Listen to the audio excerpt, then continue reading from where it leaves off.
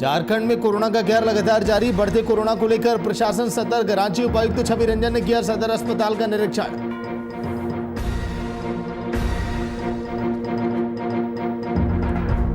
सरकार के फैसले का आदिवासी संगठन ने किया विरोध। राज्य सरकार को बताया आदिवासी विरोधी। सरकार ने रामनवमी और सरहुल की जुलूस निकालने पर लगाई है रोक।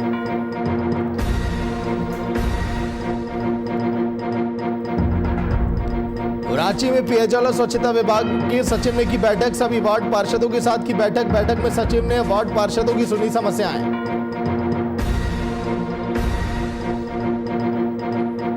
रांची में बेरोजगारी के मुद्दे को लेकर समाजसेवियों ने की प्रेस कॉन्फ्रेंस। केंद्र की सरकार पर जमकर साधा निशाना। राजभवन के सामने प्रदर्शन करने का किया फैसला।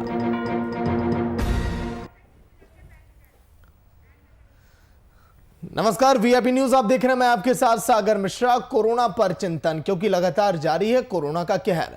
देश में कोरोना संक्रमण के दूसरे स्ट्रेन को देखते हुए विभिन्न राज्यों के जिला प्रशासन अब हाई अलर्ट पर है। संक्रमण के दूसरे स्ट्रेन का असर महाराष्ट्र, गुजरात, राजस्थान और पंजाब समेत अन्य राज्यों में भी दिखाई दे रहा है। वहीं झारखंड में भी कोरोना के मद्देनजर बैठकों और निरीक्षण का दौर जारी है। कोरोना को लेकर जिला प्रशासन की लेकिन व्यवस्थाएं क्या है, कैसी तैयारियां हैं, चिंतन और मंथन किस पर है, उसी पर देखिए रिपोर्ट, फिर हम भी करेंगे चर्चा।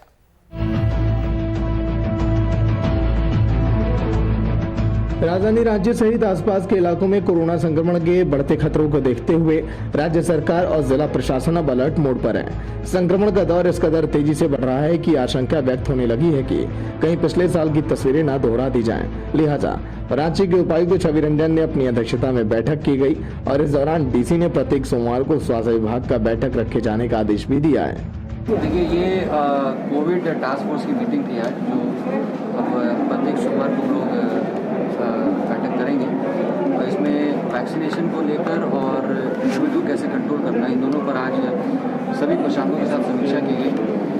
और आने वाले समय में प्रत्येक प्रखंड में भी टेस्टिंग को बढ़ाया जाएगा, ताकि ओवरऑल हमारे टेस्टिंग की संख्या बढ़े। इसके अलावा 7 तारीख को जो विश्व स्वास्थ्य दिवस है, उस दिन सभी पंचायतों में भी टेस्टिंग वैक्सीनेशन होनी है, उसकी भी कार्य योजना को आज समीक्षा की गई थी।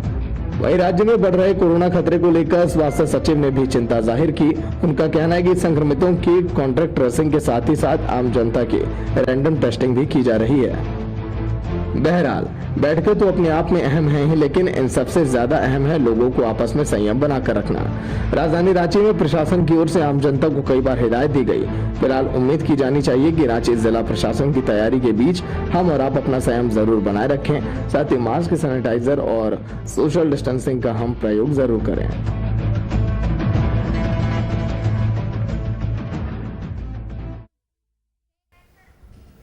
तो कोरोना पर चिंतन और मंथन का दौर लगातार जारी है। कुमार कामेश आज के दिन लाइव में जुड़े हैं। कामेश, लगातार देखिए मंथन तो किया जा रहा है, लेकिन एक बड़ी जो आज के दिन तस्वीर सामने आई झारखंड से निकलकर कि वैक्सीन की भारी कमी दिखाई दे रही है झारखंड में।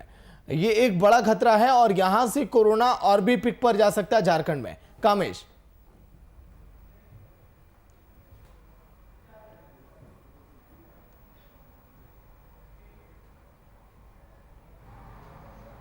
बिल्कुल सागर, देखिए जिस तरह से झारखंड में, झारखंड ही नहीं पूरे देश में कोविड-19 का कहर देखने को मिला है। लगातार मामलों में बढ़ोतरी हो रही है, लगातार नए मामले आ रहे हैं। कोविड-19 के कारण कई लोगों की मौत की भी बातें सामने आई है।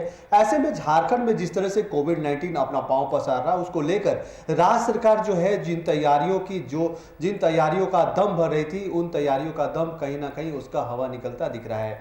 अगर बात की जाए जिस तरह से झारखंड सरकार ने कोविड-19 की जो दूसरी लहर जो आई थी, उस लहर को लेकर जिस तरह से तैयारियों की बात कही जा रही थी कि खासकर रिम्स की अगर बात की जाए, सदर अस्पताल की बात की जाए, या यह देखिए राजधानी रांची के 2 बड़े अस्पताल हैं जहां पे जो आम लोग हैं या कोविड-19 से जो संक्रमित मरीज है उनको इलाज के लिए समुचित व्यवस्था की बात जो है राज्य सरकार कर रही थी। लेकिन जिस तरह से कोरोना संक्रमण ने झारखंड में अपना पांव पसारा है, लगातार जो है कोरोना संक्रमित मरीजों की संख्या में इजाफा हो रहा है, तो कहीं ना कहीं यह देखा जाए कि राज्य सरकार के जो दावे थे, बेडों की संख्या की बात की जाए, कोविड-19 वैक्सीन की बात की जाए, तो कहीं ना कहीं उसकी पोल खुलती दिख रही है। जो सरकार दावे कर रही थी उन दावों में कहीं ना कहीं सच्चाई सामने नहीं आ रही है, और सच्चाई नहीं सामने आने की बात जो है ये नई नहीं है।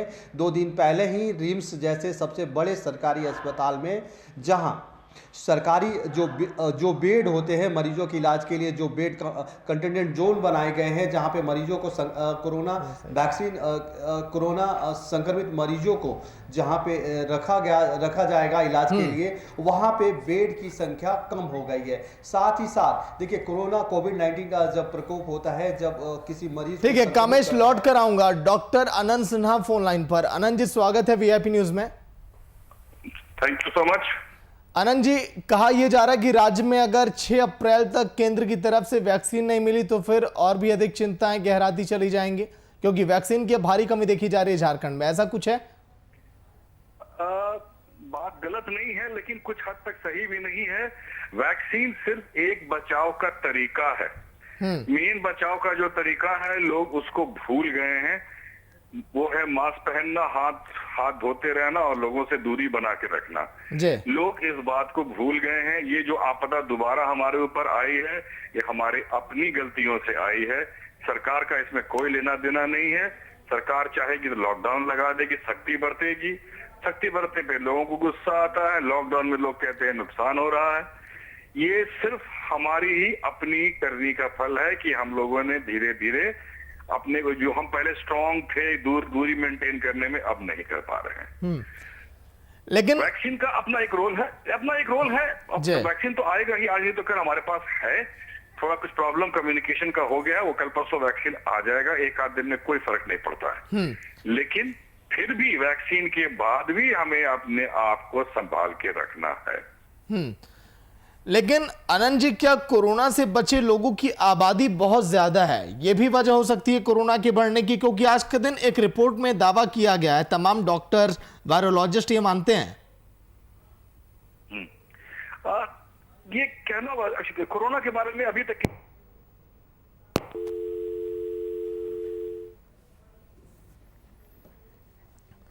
तो चलिए फिर से जुड़ने की कोशिश करेंगे। कोरोना से बचे लोगों की आबादी बहुत ज़्यादा है, कई वायरोलॉजिस्ट, कई डॉक्टर्स ये मानते हैं, क्योंकि अभी भी कई लोग ऐसे हैं जो कोरोना की चपेट में नहीं आए। एंटीबॉडी विकसित हो जाए ऐसा नहीं हो पाया, उम्मीद थी उनके अंदर, लेकिन अब फिर से जो असर पड़ा है हर्ड इम्यूनिटी का, कुछ नहीं किया जा सकता। जीरो सर्वे भी यही कहता है। लेकिन दिक्कत 39 से 30% लोगों की वजह से है जो अभी तक बचे हैं, और वो मेलजोल लगातार बढ़ा रहे हैं। आनंद जी एक बार फिर से फोन लाइन पर। आनंद जी, आप कुछ कह रहे थे जब मैंने पूछा कि क्या जो लोग बचे हैं, जो बहुत ज्यादा आबादी है कोरोना से, वो भी एक बड़ी वजह है? हमारे देश में इतने लोग हैं और कोई भी काम करने के लिए कम से कम 10 लोगों का साथ में आना जरूरी हो जाता है। सिस्टम, कंप्यूटर का क्रेडिट कार्ड सिस्टम अभी भी हमारे यहाँ पॉपुलर हो रहा है, लेकिन कोसों दूर है जो हम लेवल चाहते हैं उससे। आबादी पे कंट्रोल कर लेना वैक्सीन के थ्रू कम से कम 6 से 8 महीने लगेंगे, अगर सब आ करके लाइन लगा करके अपना वैक्सीन लगाएं। अभी भी हमारे कुछ खबर आ रही, कुछ कम्युनिटी के लोग हैं जो वैक्सीन से दूर भाग रहे हैं। एक गलत धारणा बना दी गई है। तो कल अगर कुछ सबको लग जाए और एक कोई धड़ा बचा रह जाएगा तो उसके फिर दोबारा होने के चांसेस रहेंगे। जी, लेकिन क्या कहा जाए, शहरों में वापस लोग जा रहे हैं, शहरों की तरफ लोग रुख कर रहे हैं, ये भी एक बड़ी वजह है। वैक्सीनेशन की स्ट्रेटजी में क्या बदलाव करना होगा, तब जाकर कुछ हालात कंट्रोल में हो सकते हैं? स्ट्रैटेजी बिल्कुल सिंपल है, हम उसको फॉलो नहीं कर पा रहे हैं क्योंकि हमारा जो सिस्टम है सेंटर से पेरिफेरी तक जाने का, उसमें बड़ी खामियां हैं। ब्लॉक के लेवल पे जो काम होना चाहिए वो हो नहीं पा रहा है। आपके पास हेल्थ केयर वर्कर्स की कमी है, डॉक्टर्स की कमी है। वैक्सीन को लगाना है तो सर्वेलेंस में ही लगाना है। आप गांव देहात पे वैक्सीन लगाने में हम अभी सक्षम नहीं हुए हैं। हाँ, अगर हमारी टीम वहां जाए तो बात सही है, लेकिन पहले टीम बोलेगी मैं शहर में काम खत्म करूंगा, अपना लगाऊंगा, अपने लोगों को लगाऊंगा, उसके बाद वो गांव में जाना पसंद करेंगे। लंबा काम है, बहुत लंबा चलना पड़ेगा, 6 महीने मान के चलिए, तब तक अपने को संभाल के रखिए। तो क्या आंशिक लॉकडाउन ही एक उपाय बचता है नंजे?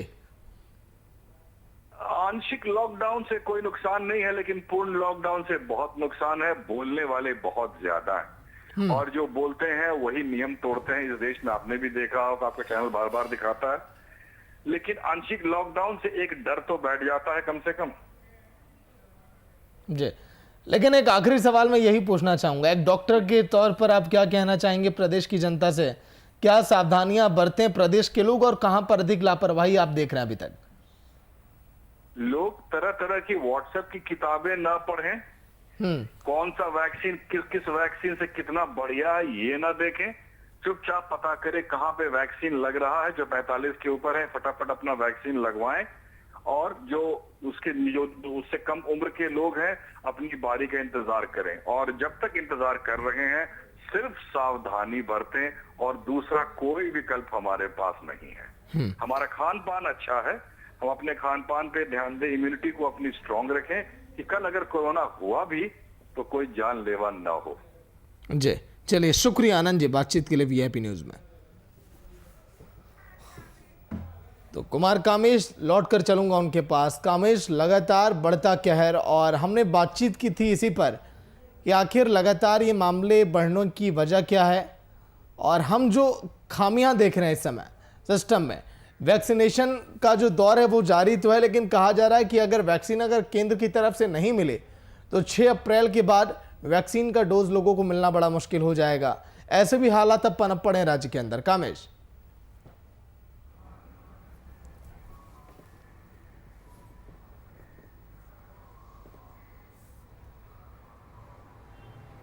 बिल्कुल सागर, देखिए जो वैक्सीनेशन का दौर चल रहा है, वैक्सीनेशन की बात की जाए तो जो भाई पहले अगर सरकारी अस्पतालों की बात की जाए, जो कोविड-19 शील्ड जहां पे दिया जा रहा है, अगर वहां की बात की जाए तो पहले जहां 50 डोज दिया जाता था अब उसे घटाकर 10 कर दिया गया है, 10 वाइल कर दिया गया है। तो कहीं ना कहीं देखा जाए तो कोविड-19 से बचने के लिए जो कोविड शील्ड दिया जा रहा है उसमें राज्य में कमी है, और राज्य सरकार इसको लेकर लगातार केंद्र सरकार के हेल्थ मंत्रालय से लगातार संपर्क किए है। लेकिन अब तक जो बातें सामने आ रही हैं उसमें यह स्पष्ट हो चुका है कि जितनी मात्रा में झारखंड को कोविड-19 शील्ड जो वैक्सीनेशन की जो वाइल है वो झारखंड में पहुंचनी चाहिए थी, वो अब दूसरी बार उतनी मात्रा में नहीं पहुंची है, जिसके कारण यहाँ कोविड-19 शील्ड की जो है वैक्सीन की जो है वो काफ़ी कमी हो गई है। तो ऐसे में एक और जहाँ देखिए राज्य सरकार जो बात कर रही है कि कोविड-19 से बचने के लिए ज़्यादा से ज़्यादा वैक्सीनेशन करवाएं। अब वैक्सीनेशन करवाने में सबसे बड़ी समस्या जो आ रही है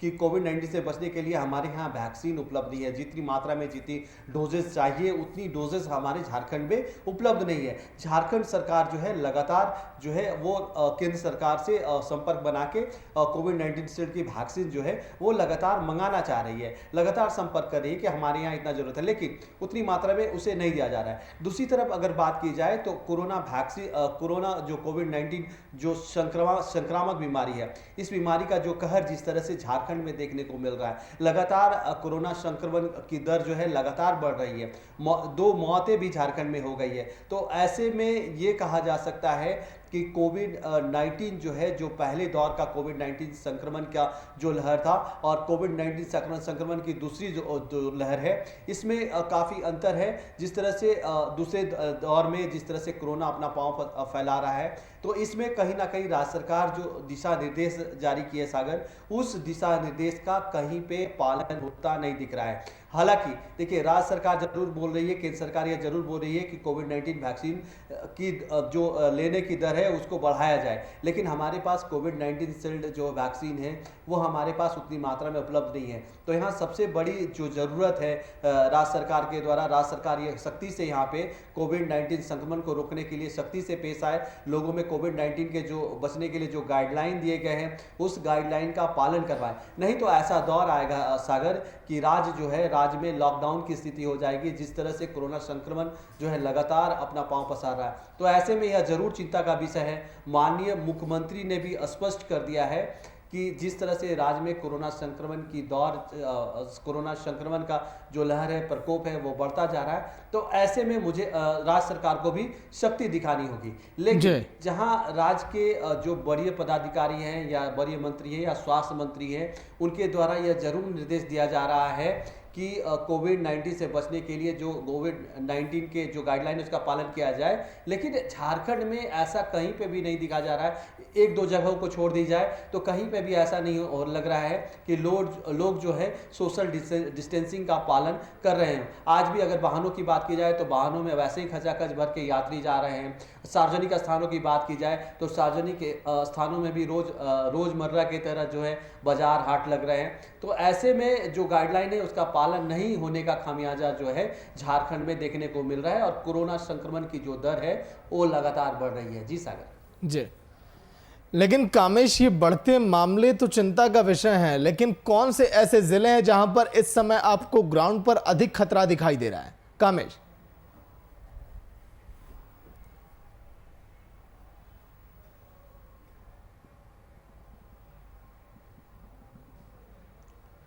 देखिए, कोरोना संक्रमण की अगर बात की जाए तो झारखंड के सबसे प्रभावित जिलों की बात की जाए तो रांची, बोकारो और धनबाद, ये 3 ऐसे ज़िले हैं। जमशेदपुर में भी ज़्यादातर मामले देखने को मिले, लेकिन ये 3 ज़िले हैं जहां कोरोना संक्रमण की जो दर है वो लगातार बढ़ रही है। हालांकि रांची की बात की जाए तो रांची झारखंड की राजधानी है। यहाँ पे लोग जो है प्रतिदिन यहाँ से एक स्थान से दूसरे स्थान में जाते हैं या एक स्थान से दूसरे राज्यों में जाते हैं। तो ऐसे में जो लोग यहाँ पे आते हैं या जो लोग यहाँ से जा रहे हैं, उन लोगों को समुचित जो जांच की व्यवस्था जो है, जो राज्य सरकार ये दावे कर रही है कि कोविड 19 के संक्रमण से बचने के लिए जो राज्य में इसकी संक्रमण नहीं फैले, तो कई जांच केंद्र बनाए गए हैं। लेकिन जांच केंद्रों की अगर बात की जाए सागर, तो जांच केंद्रों की स्थिति अगर आप जायजा लेंगे तो जांच केंद्रों में भी ऐसी सख्ती नहीं बरतने जो वहाँ पे जो मजिस्ट्रेट नियुक्त हैं, जो अधिकारी नियुक्त हैं, उनके द्वारा कोई ऐसी सख्ती नहीं बरती जाती। रेलवे स्टेशन की बात की जाए, रांची राजधानी में 2 रेलवे स्टेशन हैं, रांची और हटिया, ये 2 मुख्य स्टेशनों में बात की जाए तो राज्य सरकार के द्वारा जो अधिकारी वहाँ पे नियुक्त करने चाहिए थे, राज्य सरकार के अधिकारी वहाँ पे इक्के दुक्के अधिकारी हैं या पुलिस बल के हवाले जो है वहाँ पे जांच की जो जिम्मेवारी है वो दे दी गई है। लेकिन जो जिम्मेवारी जो है वो रेल प्रबंधन के द्वारा, रेल विभाग के द्वारा उठाया जा रहा है। अगर वही जिम्मेवारी जो है राज्य सरकार के द्वारा उठाया जाता तो दूसरे राज्यों से जो लोग जो है झारखंड में प्रवेश कर रहे हैं, चाहे किसी भी रेल के माध्यम से हो या बसों के माध्यम से हो, तो वैसे माध्यम में ऐसे अगर राज्य सरकार अगर इन जगहों पे सख्ती बरतती तो कहीं ना कहीं जो झारखंड में जो मामले देखने को मिल रहे हैं कि लगातार जो धनबाद, रांची और बोकारो, जहाँ पे लगातार जो है कोरोना संक्रमण की जो दर है वो बढ़ती जा रही है, तो ये दर जो है कहीं ना कहीं ऐसे मामले जो है बढ़ते नहीं दिखते। तो कहीं ना कहीं जो है राज्य सरकार के जो नीति है और जो सिद्धांत है, जो आदेश है, उसका कहीं ना कहीं जो है जो नीचे के अधिकारी है वो उसका पालन नहीं कर रहे हैं, जिसका खमियाजा यह हो रहा है कि ज़्यादा से ज़्यादा लोग जो है कोरोना संक्रमण से ग्रसित हो रहे हैं। लेकिन दूसरी बात सागर यह भी है कि जिस तरह से कोरोना संक्रमण का जो दूसरा दौर चल रहा है, तो इसमें लोगों को भयभीत होने की भी ज़रूरत नहीं है। देखिए, कोरोना संक्रमण से बचने की जो सबसे बड़ी बात है कि आप सोशल डिस्टेंसिंग का पालन कीजिए।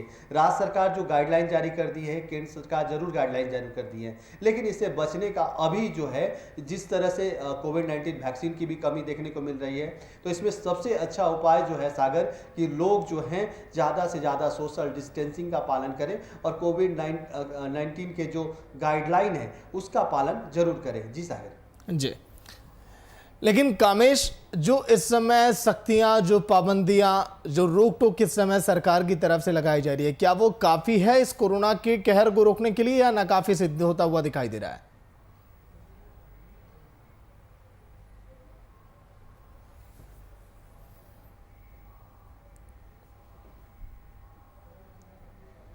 बिल्कुल सागर, सही सवाल आपने पूछा।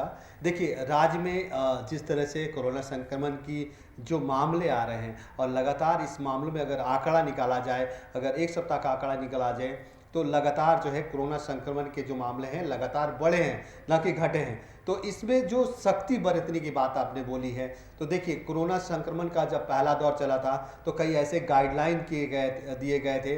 उस गाइडलाइन के तहत जो वाहन जो यात्री ढोने वाले वाहन हैं उसमें भी सोशल डिस्टेंसिंग का दायरा रख दिया गया था।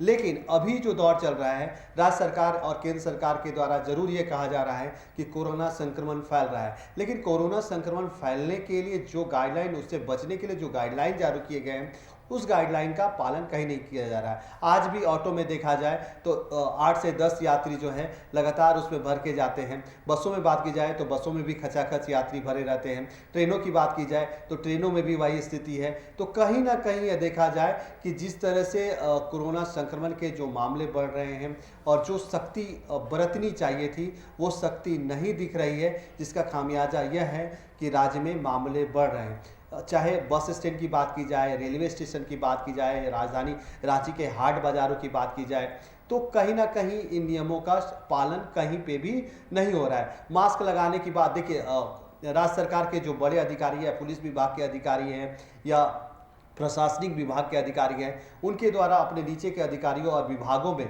यह जरूर दिशा निर्देश दिया गया है कि कार्यालय के समय या कार्यालय से आते जाते समय मास्क और सैनिटाइजर का प्रयोग जरूर करें। लेकिन इस आदेश का भी पालन जो है, जो कनीय अधिकारी हैं, जो कनीय कर्मचारी हैं, वो नहीं कर रहे हैं। सरकारी विभागों की बात छोड़ दी जाए, सड़कों की बात की जाए तो सड़कों पे भी लोग जो है सामान्य सी जिंदगी जी रहे हैं, सामान्य तौर पे आना जाना हो रहा है। बहुत ऐसे कम लोग ही हैं जो मास्क पहने दिखते हैं। तो ऐसे में कोरोना संक्रमण की दर जो है बढ़ेगी ही सागर, इसमें घटने का कोई सवाल नहीं होता। तो ज़रूरत है कि राज्य सरकार जो है कोरोना संक्रमण की जो दर बढ़ रहे हैं उसको दर में कमी लाने के लिए राज्य सरकार जो है सख्ती से पेश आए। जी सागर। राकेश सिन्हा प्रवक्ता कांग्रेस की फोन लाइन पर। राकेश जी, स्वागत है वीआईपी न्यूज में। राकेश जी सुन पा रहे हैं? हाँ बिल्कुल, आवाज आ रही है। राकेश जी, आदिवासी संगठन काफी नाराज हैं जो तमाम जुलूस पर और इन कार्यक्रमों पर आपने सर रोक लगाई है। बढ़ते कोरोना के कहर के बीच क्या यह संभव है कि उनकी नाराजगी आप दूर कर सकें? नहीं, देखिए, हमें लगता है कि आदिवासी संगठन नाराज नहीं है, क्योंकि कल भी और आज भी जो आदिवासी संगठन का जो मेन संगठन है सरना समिति, केंद्रीय सरना समिति, उसके जो भी अध्यक्ष हैं उन्होंने यह सरकार के समर्थन में अपना बयान दिया है कि हम जो है कोरोना काल को देखते हुए सरहुल का जुलूस जो है ना निकालें। तो कहीं ना कहीं जो सरना समिति के लोग हैं, जो आदिवासी संगठन मतलब आदिवासियों का जो नेतृत्व करता है सरना संगठन, उसके अध्यक्ष ने, केंद्रीय अध्यक्ष ने और उसके महामंत्री ने भी सरकार के सरहुल के जुलूस पर रोक का जो है स्वागत किया है। तो हमें लगता है कि देखिए, ये इस मामले पे कुछ विपक्ष जो है वो कुछ लोगों को साथ लेकर के राजनीति करवा रही है। लेकिन राकेश जी, सरहुल की जुलूस निकालने पर पाबंदी, रामनवमी की जुलूस पर पाबंदी, तो क्या कोई सोशल डिस्टेंसिंग कोई प्रोटोकॉल के तहत ये संभव है? क्योंकि सर तमाम कार्यक्रम सर देखिए राजनीतिक पार्टियों की तरफ से भी की जा रही हैं लगातार, सर उस पर भी तो पाबंदी आप पूरी तरह से लगाइए सर। आप देखें कि अभी जिस तरह से कोरोना जो है दूसरे चरण में राजधानी में ब्लॉक होने का काम किया है, तो कहीं ना कहीं स्वाभाविक तौर पे हमारा सरकार का दायित्व यह बनता है कि राज्य की जनता सुरक्षित रहे। सुरक्षा हमारा पहला दायित्व है। देखिए, हम धर्म के नाम पर अपने जीवन को खत्म नहीं कर सकते या ना खत्म करने दे सकते। धर्म तभी बचा रहेगा जब हम बचे रहेंगे। तो स्वाभाविक तौर पे कोई भी धर्म यह नहीं कहता कि आप अपनी जिंदगी को दांव पर लगा करके आप हमारी पूजा करो। ऐसा कोई भी धर्म में कोई भी आराध्य जो है इस प्रकार की बातें नहीं किया करते। लेकिन जिस प्रकार राज्य में कोरोना का ब्लास्ट अचानक होली के बाद से जो स्टार्ट हो गया है, तो कहीं ना कहीं जिंदगियां इससे खतरे में पड़ सकती है। तो स्वाभाविक तौर पे सरकार का जो है एक गाइडलाइन है, सरकार इसके लिए पूरी तरह गंभीर है। तो हम, आप देखिए, कल जो है डिजास्टर मैनेजमेंट की बैठक भी है, तो कहीं ना कहीं एक निर्णय तो लेना होगा ना कि कुछ तो, क्योंकि जब जिंदगियां जब दांव पर लगी रहेगी तो हम मौसरी तो नहीं बचा सकते। चलिए, शुक्रिया बातचीत के लिए राकेश जी, वीआईपी न्यूज में। कामेश, एक आखिरी सवाल आपसे लेना चाहूंगा, प्रदेश के हित में और क्या बेहतर कदम सरकार उठाए, क्या बेहतर निर्णय लेने होंगे ताकि आम जन भी प्रभावित ना हो? क्योंकि कोचिंग संस्थान, तमाम तरह की गतिविधियां अगर ब्रेक लगती हैं इन सब पे, तो कोई वैकल्पिक समाधान भी होना चाहिए उन सभी के लिए ताकि वो आम जन प्रभावित ना हो उन पाबंदियों से। कामेश।